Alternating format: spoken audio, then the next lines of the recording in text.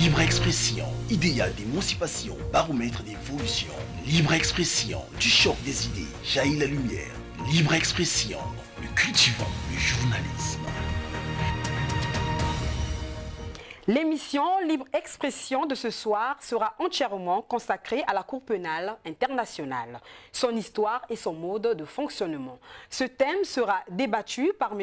Asie-Dominique de Marseille et ses invités. Libre Expression, le débat vrai, Télé Congo libère la parole. Libre Expression, conscientiser consciemment les consciences inconscientes. Libre Expression, avec Asie-Dominique de Marseille.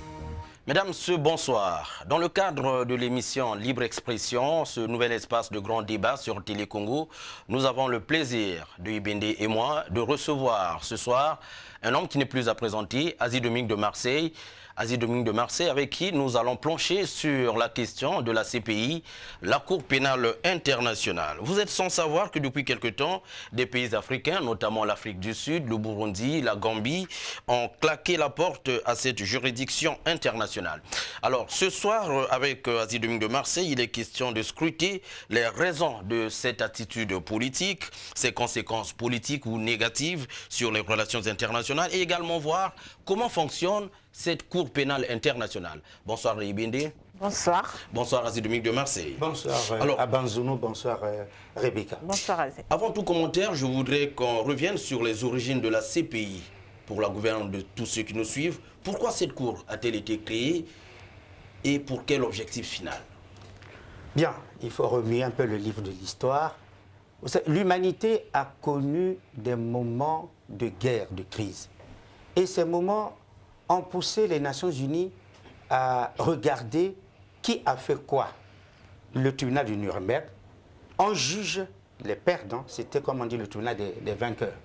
Il y a eu des gens tués, il y a eu épuration ethnique, il y a eu des actes graves et qui ont nécessité un tribunal. Nuremberg, c'est une cour ad hoc, c'est-à-dire qui est constituée pour un temps. Terminé, cette cour n'existe plus. Vous avez le cas de la Yougoslavie. Le tribunal pénal international de la Yougoslavie. Là aussi, c'est fait pour la Yougoslavie un temps. Vous avez le tribunal sur le génocide du Rwanda. Toutes ces cours ont été des cours institués pour une petite période. C'est là que les Nations Unies ont dit, mais attends, nous sommes confrontés à ce genre de situation. Finalement, il nous faut créer une cour permanente, au lieu que ce soit des cours ad hoc. Du coup, ils ont pensé. Et c'est donc en 98, je crois, qu'ils se sont retrouvés à Rome et pour eux, pour avoir l'idée de la création de la CPI. Et c'est le 1er juillet 2002 que la CPI est née. Voilà.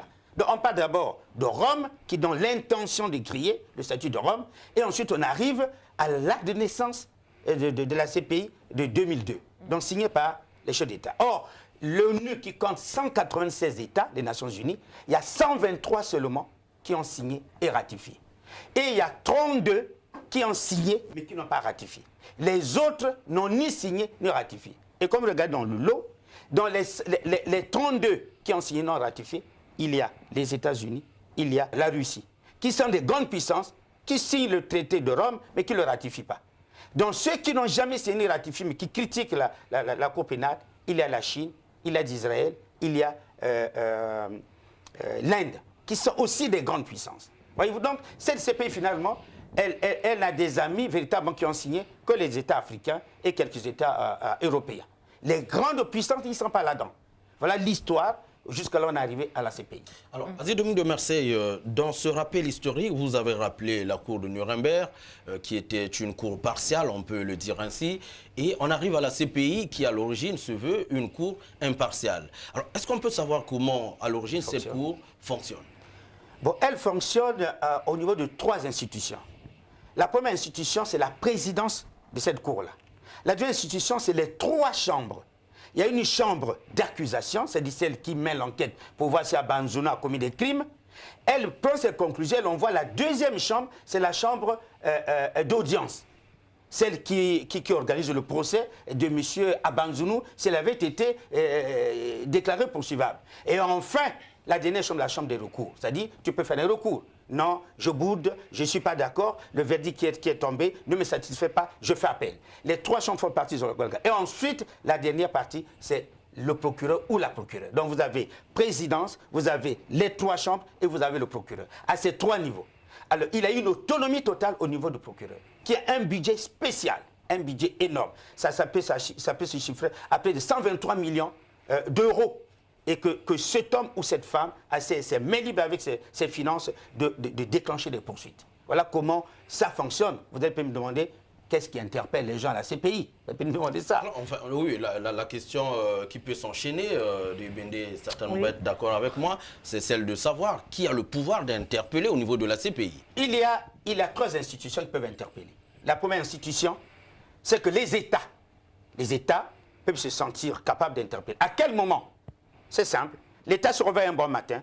Nous sommes dans l'incapacité d'organiser un procès équitable chez nous parce que l'État est en déliquescence. Par exemple, le cas de sortie de crise. La Côte d'Ivoire sort de crise, pense qu'elle n'est pas capable d'organiser un procès. Tout est par terre.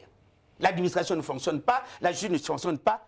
Elle se remet à la CPI, qui est une cour indépendante internationale, pour juger un citoyen ivoirien, par exemple. Je prends le cas. On peut se réveiller un bon matin, le Rwanda, avec le génocide, est incapable d'organiser le procès parce que l'appareil d'État est complètement désuet, du coup, ce conflit là-bas. Le Congo peut dire, ben, nous avons une crise, on sort d'une guerre, la machine d'État est par terre, on ne peut pas organiser un procès, nous nous confions à la CPI. Donc l'État ne se confie à la CPI quand elle se sent incapable d'organiser un procès au niveau national.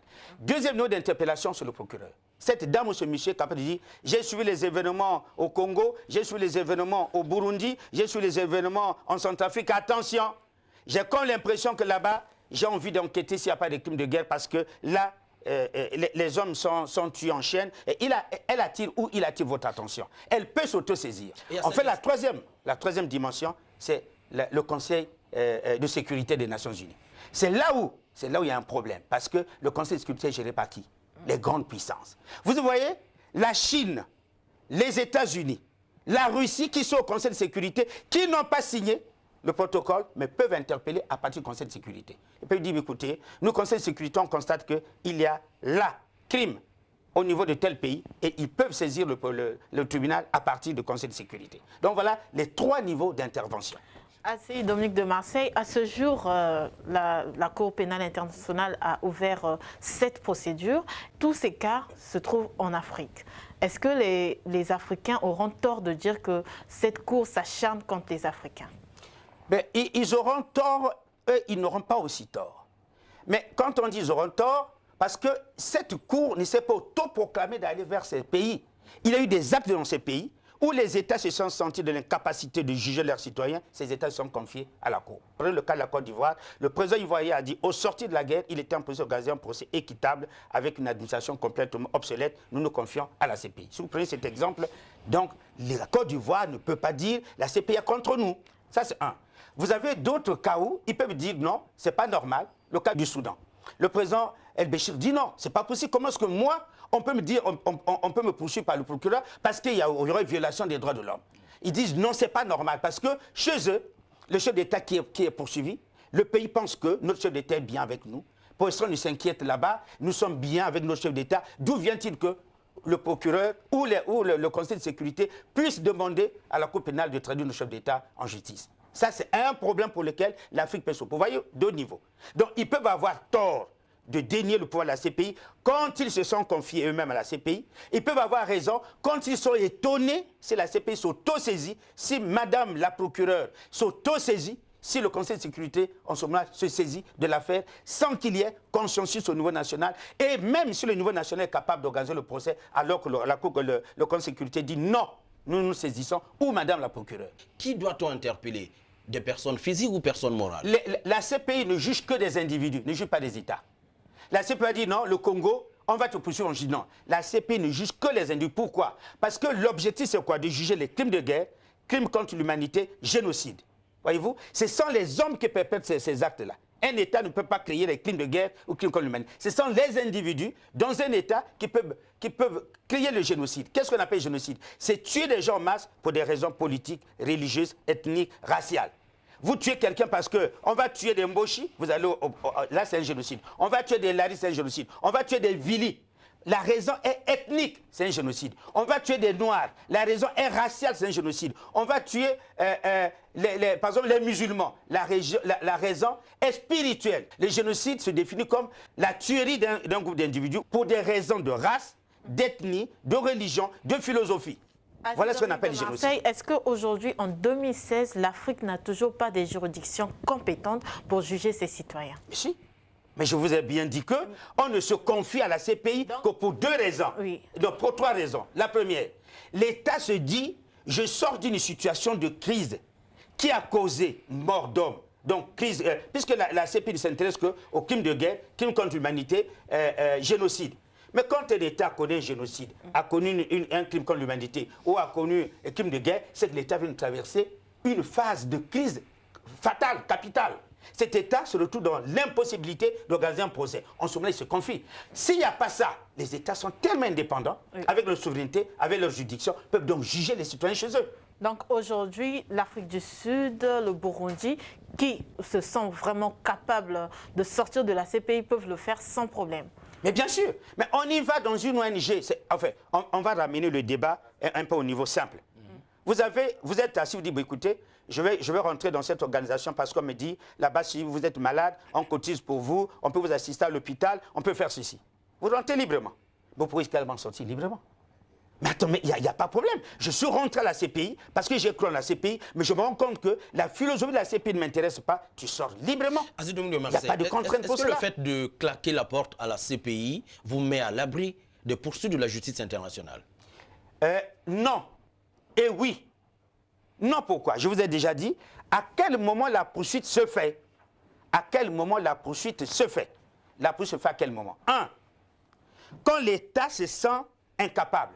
Si le Congo claque la porte à la CPI, je prends un exemple, et que le Congo sorte d'une crise qui désarçonne complètement, son administration. Mais le Congo a dans ses mains des criminels de guerre, par exemple. Qu'est-ce qu'elle va faire? Voyez-vous? En ce moment-là, on y va à la CPI. Et vous manquez là une occasion de juger vos gars. Vous allez faire comment? Vous allez les garder en impunité? Il y a d'autres cas aussi, par exemple, excusez-moi, il y a d'autres cas comme Hissène Habré, quand il partait pour être jugé à la Cour pénale africaine, il refusait. Il trouvait que ce n'était pas une cour compétente. Est-ce que dans ce cas, quand un citoyen lui-même veut se faire juger par la CPI, ce n'est pas possible? Mais qui porte plainte? Qui vous traduit en justice? Mais si moi je choisis, je dis, écoutez, les États, c'est le Tchad, dans le cas d'Hissène Habré.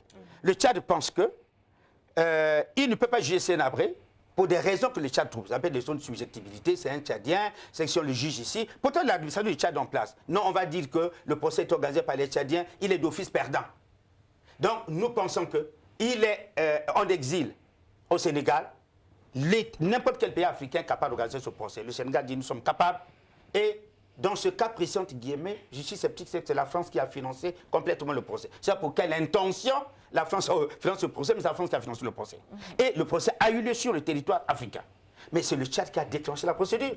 Tant le Tchad ne saisit pas la CPI, mais cet individu a saisi la CPI sur quel tutelle? On vous a dit que la CPI est saisie par les États, par le procureur, par le Conseil de sécurité. Voyez-vous comment c'est à ce niveau-là? C'est une cour internationale qui est régie par les lois. Alors, Aziz Doum de Marseille, revenons sur des cas au niveau national. Nous en avons à foison. On commence par le dernier cas, le Kantoumi. Aujourd'hui, il est établi au niveau du département du Poul qu'il y a des actes de terrorisme, donc des actes qui peuvent s'assimiler à des génocides qui sont posés. Est-ce qu'aujourd'hui, si le pouvoir, le pouvoir public congolais arrive à mettre la main sur Ntoumi, est-ce qu'il sera jugé sur place ou bien il sera extradé au niveau de la CPI? Non, il sera jugé au Congo. Pourquoi?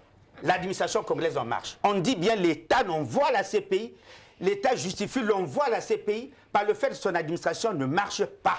Le Congo n'est pas en situation de crise où l'administration ne marche pas. Le procureur de la République, le ministre de la Justice, Mabiala m'entend, à moins qu'il vienne me contredire, la justice congolaise fonctionne. Et comme elle fonctionne, elle est capable d'intenter un mandat d'amener contre Ntoumi, ce qu'elle a fait, elle est capable de juger Ntoumi. Je le précise pour la gouverne du téléspectateur, la CPI n'est saisie par les États que quand les États sont en difficulté quand les États n'ont pas l'administration capable de dire le droit. Parce que ces États sortent de guerre, sortent d'une situation difficile, incapables de faire fonctionner l'administration. Le cas du Congo, l'administration fonctionne normalement, le gouvernement en place. S'il y a un criminel qui est pris aujourd'hui au Congo, c'est pas la peine de l'envoyer à la CPI, à moins que le pouvoir congolais ait d'autres intentions. Mais pour le cas de Ntoumi, nous savons qu'il ne croit pas en la justice congolaise. Est-ce qu'il il aura le sentiment d'avoir un procès équitable? Mais tous les citoyens qui ne croient pas en la justice parce que leur opinion suffit. Mais le droit, c'est pas vous qui portez plainte. Moi, je vous porte plainte, je suis congolais. Mon enfant est tué, il a 9 ans. Je vais saisir monsieur Mabiala ou le procureur, monsieur Kongakala. La fille que Ntoumi a tuée à 9 ans, c'est ma fille, je porte plainte. Et vous allez me dire, je ne viens pas au tribunal du Congo parce que je ne crois pas en vous, monsieur Abazounou. Mais ne prenez pas le cas de Ntoumi comme un cas exceptionnel. C'est un cas de droit. Un cas de droit pour lequel les citoyens qui sont morts là, ne voyez pas que le côté politique. Ces citoyens qui sont morts, leurs parents peuvent porter plainte pour crime. Mais s'ils portent plainte au Congo, ils savent que la justice congolaise existe. Que tu sois d'accord ou pas, la justice ne s'occupe pas de tes opinions. Elle dit le droit. Tu as droit aux avocats. Tu te défends. Il suffit qu'il y ait un procès équitable. L'équitabilité du procès est établie par le fait que tu as droit à un avocat. Tu as droit à te défendre légalement. Si cela est réuni, pourquoi est-ce qu'on a besoin de ton opinion? Si Ntoumi dit je ne vais pas être juge, donc on peut comme ça l'État se met à la veille de Ntoumi. Non, je vais aller à la CPI. Non, je vais aller en France. Non, attends, vous avez vu ça où? Un État est toujours plus fort qu'un individu, monsieur. Donc, il n'a pas le choix. L'État congolais ne peut pas l'extrader à la CPI parce que l'État congolais est en forme. Alors, parlons maintenant du cas du ministre Pierre Oba qui fait également l'objet, on l'a entendu sur des chaînes de radio internationales, de poursuites au niveau de la CPI. Est-ce que la démarche est-elle logique ou bien illogique? Dans le cas du ministre Oba, il y a à boire, à manger. Vous m'excusez, j'aime être franc. J'aime être franc. D'un côté, j'en veux à l'État congolais. De l'autre côté, je m'en prends aux puissances étrangères. Vous savez, quand vous faites un plateau comme ça, soyez crédible. Quand on vous écoute, ce que vous écoutez, dit oui, il a pris. Allez-y, Azid de Marseille. Regardez le cas. Le cas de Oba, j'appelle ça une provocation de haute voltige. Là, c'est les puissances étrangères qui jouent toujours au néocolonialisme. Je donne la première preuve et je veux qu'on me contredise. Il y a un principe de droit international ou même national qui dit, un principe de droit, le droit est une science. Il y a l'autorité de la chose jugée. C'est-à-dire, quand quelqu'un dit été traduit en justice, jugé, le procès terminé, il ne peut plus être poursuivi 2 fois. Terminé. C'est un principe universel de droit. Alors, juste une parenthèse. Dans le cas précis, est-ce qu'on peut savoir les raisons de ces poursuites actuelles? Voilà pourquoi je vous dis. Okay. J'appelle ça une provocation. Je vous ai donné les raisons. C'est du néocolonial parce que ces hommes qui poursuivent au bas n'oublient pas que le principe de l'autorité de la chose jugée est universel. Vous ne dites pas à un Asie assis sur le plan de Télé-Congo d'apprendre le droit à ces chevronnés du droit qui sont en Europe. On appelle ça la provocation. C'est-à-dire, on vous emmerde, on vous embête. Deuxièmement, mais dites-moi, Oba est poursuivi pourquoi? Pour l'affaire disparue du beach.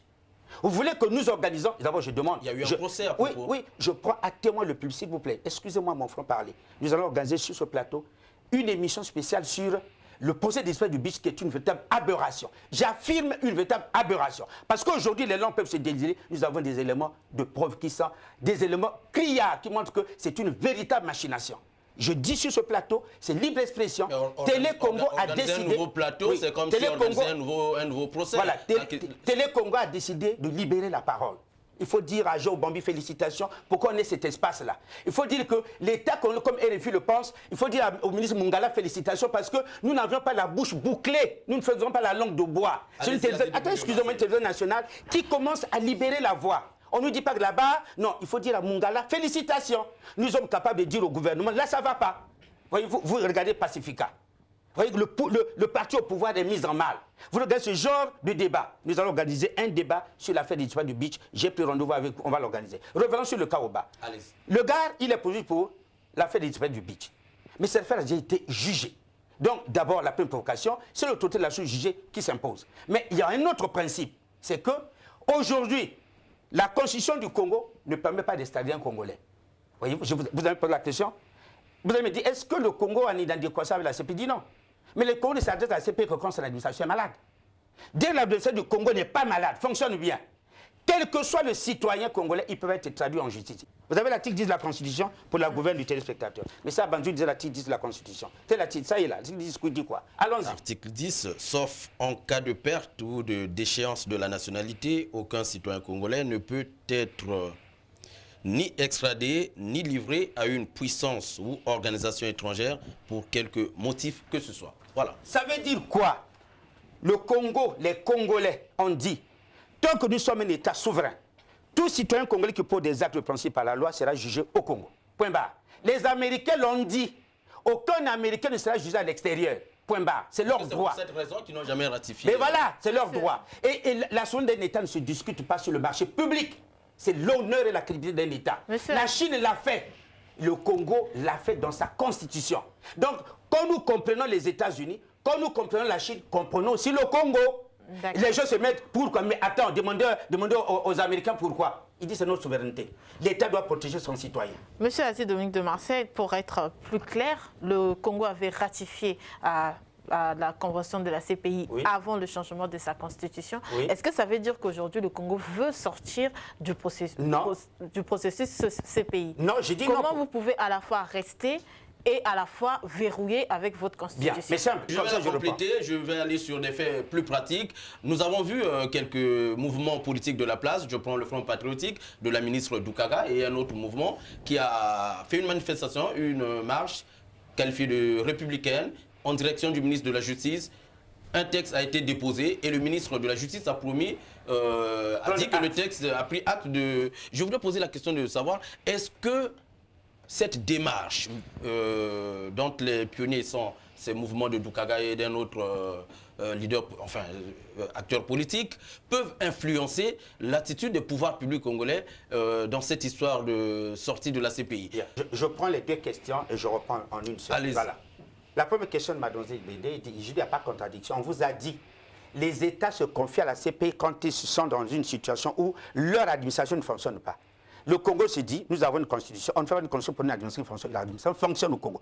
Tant que notre administration fonctionne, on n'estrade personne. Il n'y a pas de contradiction. Nous estradons, les États estradent, j'explique, c'est quand ils sont dans l'incompétence matériel, physique et administratif, disons même social, d'organiser un procès. Il n'y a pas de contradiction. Maintenant, si l'État est dans les normes, vous pouvez signer la convention, mais vous n'enverrez jamais quelqu'un là-bas. C'est une simple figuration finalement. Voyez-vous, vous signez, mais votre juridiction fonctionne. Comment on va envoyer? Prenons un peu le cas de Matsengo Tchassé. Vous avez posé une question, je n'ai pas fini. Allez-y. Mais pour rebondir, juste une sous-question. Comme l'administration congolaise fonctionne et continuera de fonctionner parce que l'administration, c'est une suite aussi, est-ce qu'il n'est pas temps de sortir de la CPI clairement? Bien. C'est une volonté au niveau des États. J'essaie d'expliquer comment le système fonctionne. La question que vous posez a une autre sous-question importante, c'est de dire, OK, maintenant, pourquoi est-ce que nous prenons une décision pareille? Mais parce que, écoute-moi, parce que le Conseil de sécurité est capable de dire, bon, même si la vision du Congo fonctionne, nous sommes en droit d'extrader le Congolais à la CPI. Il dit non. L'État du Congo dira, mais monsieur le Conseil de sécurité, la loi du Congo interdit l'extradition. Voyez-vous? Madame la procureure peut dire, j'ai regardé au Congo là-bas, je peux saisir un tel. Elle dit, madame la procureure, notre pays fonctionne très bien, même si vous avez compétence, il est interdit d'extrader un Congolais. Faites la même chose avec les Américains, vous ne diront pas d'aller extrader un Américain. Voyez-vous? Donc, cette loi montre que même si notre adoption fonctionne, la procureure peut se saisir comme le Conseil de sécurité. Mais le Conseil de sécurité est géré par les puissants, par les pays africains. Ce sont les grandes puissances qui n'ont pas signé mais qui peuvent vous emmerder. Le Congo a mis à dire attention, les États-Unis peuvent par le Conseil de sécurité, comme la Chine ou la Russie, qui n'ont jamais signé, peuvent passer par le Conseil de sécurité pour vous embêter. En ce moment-là, vous faites comment? Mais vous avez une loi qui vous protège, vous dites non, nous, notre team ne va pas aller. Donc il y a ça. Voilà les différents éléments qui nous permettent d'expliquer comment fonctionne la CPI. Donc à ce niveau-là. Donc il n'y a pas de contradiction avec notre constitution. Voyez-vous? La constitution dit seulement qu'aucun citoyen congolais, tant qu'il est congolais et qu'il fonctionne, on peut l'extrader à l'extérieur. Ce n'est pas dire que nous sommes contre la CPI, non. Mais le Congo a intérêt à protéger ses citoyens. Que n'importe quoi de vous. Voyez-vous? Les États-Unis ne signent pas. Mais ils sont parmi ceux qui mènent la tête du Conseil de sécurité. Attends, ne prenez pas les autres pour des idiots. C'est là où les États africains disent non, attends, cette affaire-là, c'est comme si nous avions été dupés. Les plus grandes puissances ne signent pas et nous avons signé. Et après, ce sont eux qui se mettent à saisir. Voyez-vous le cas de Mbemba en RDC? C'est le cas le plus illustratif, fatal. Voilà un citoyen congolais de la RDC qui se trouve dans une affaire, comme dans une affaire qui se trouve au Centrafrique. Le président Patassé, qui est donc l'homme qui reçoit les forces envoyées par Mbemba n'est pas poursuivi, mais Mbemba est poursuivi. Alors on dit qu'en matière de droit, l'auteur et le co-auteur sont punis de la même peine. Si Mbemba envoyait les gens qui sont partis soutenir Patassé, que ces gens de Mbemba ont violé, mais ils étaient sous le commandement de Patassé. Mais Patassé n'a pas été poursuivi. Mais les grandes puissances voulaient régler un problème. Mais est-ce que c'est pas là où réside la complexité de cette Cour pénale internationale? Exactement, je vais terminer en disant, le procureur ou la procureure a trop de puissance. On a donné à cette fonction, j'ai dit à cette fonction, une puissance telle qu'elle peut s'auto-saisir, terminer. C'est-à-dire on a donné à la fonction de procureur une puissance extraordinaire, avec un budget autonome. Voyez-vous, le Conseil de sécurité est déjà une puissance. Regardez comment ils ont fait en Libye. Mais la Libye, pour que les Français aillent, qu'est-ce qui a voté? C'est le Conseil de sécurité. Non, espace aérien, ils ont violé l'espace aérien. Donc le problème des Africains, pour être clair, c'est qu'ils ne comprennent pas que le procureur de la République peut être instrumentalisé par les grandes puissances, s'auto-saisir. Le cas de la RDC. Comme le Conseil de sécurité peut passer par ces mêmes puissances. D'abord, qui vote au Conseil de sécurité? C'est là où il y a le débat sur la réforme. C'est là où il y a le problème. La question exactement. Sur la réforme du Conseil et c'est là où les États disent, ah non, nous on ne va pas envoyer nos citoyens alors que les Américains, par le Conseil de sécurité, il faut attraper des gens, mais eux-mêmes, ils ne sont pas là-dedans. C'est pas normal. Revenons au Congo. Est-ce qu'aujourd'hui, il y a cette démarche d'appel de claquer la porte à la CPI qui est menée déjà au niveau national? Nous savons que d'habitude d'autres mouvements pourront prendre le relais. Je vous ai posé la question de savoir, est-ce que cette attitude peut influencer, ce mouvement pourrait influencer l'attitude du pouvoir public? Et puis une autre question, est-ce que les acteurs politiques congolais ont des choses à se reprocher pour chercher à sortir le pays de la CPI? Bon, j'ai déjà dit, mais à Banzounou. Mais qu'est-ce qui vous montre que pour punir quelqu'un, pour condamner quelqu'un à 5 ans, 10 ans de prison, c'est plus intéressant quand c'est la CPI. Mais le tribunal du Congo peut te condamner à 20 ans à 30 ans d'emprisonnement. Ce n'est pas une prison. Pourquoi pensez-vous que la prison la plus importante, la plus c'est celle de la CPI? Pourquoi pensez-vous que le procès le plus important, c'est celui de la CPI? Non. Mais la CPI, la CPI a des problèmes. Pourquoi est-ce qu'on reproche à la CPI? Je vous dis, pourquoi est-ce que la Chine n'adhère pas? Pourquoi est-ce que les États-Unis n'adhèrent pas? Mais posez-vous la question. Pourtant, c'est des grands pays de démocratie, les États-Unis. On aurait pu dire pour les droits de l'homme, pour la bonne justice, adhérents. Mais posez-vous une question qui est capitale, je vous la renvoie. Comment expliquez-vous que les États-Unis, la Russie, la Chine, l'Inde et l'Israël n'adhèrent pas? Ça veut dire qu'on peut approuver la démarche de la du Burundi et de la Gambie qui ont claqué la porte de la CPI.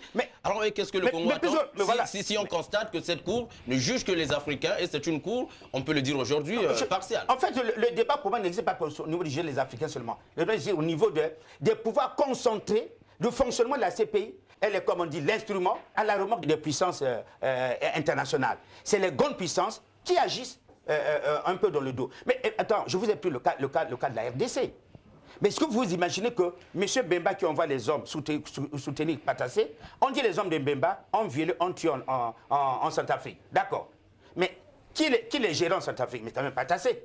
Oh non, non, non, même si Patassé est là, il répondait directement des ordres de la RDC. Donc toi, tu es en RDC, tu disais les hommes qui sont sur les terrains des opérations en Centrafrique. Mais parce que les grandes puissances ont voulu régler un compte à Mbemba.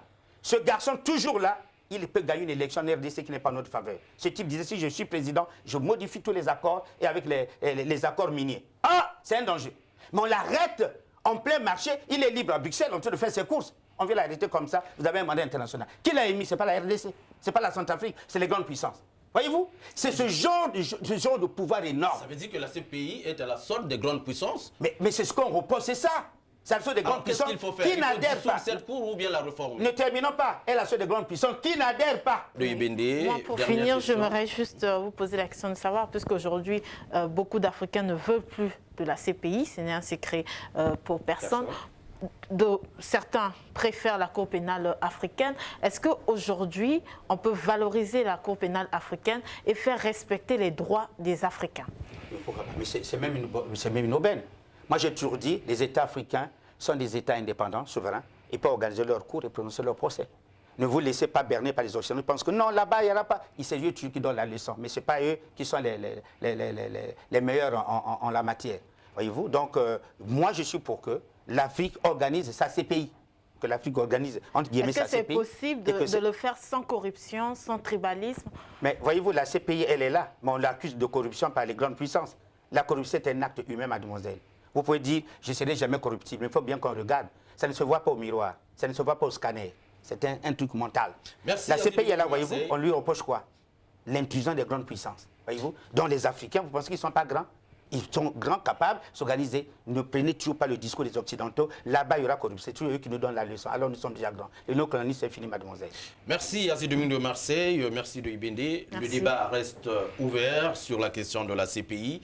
Dans le cadre de libre expression, Aziz Dominique de Marseille reviendra sur ce plateau avec certainement d'autres journalistes, pourquoi pas Ibende et moi, peut-être bien d'autres aussi.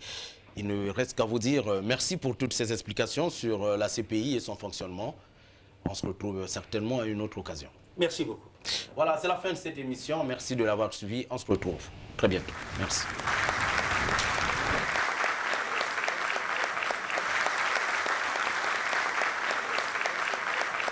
Libre expression.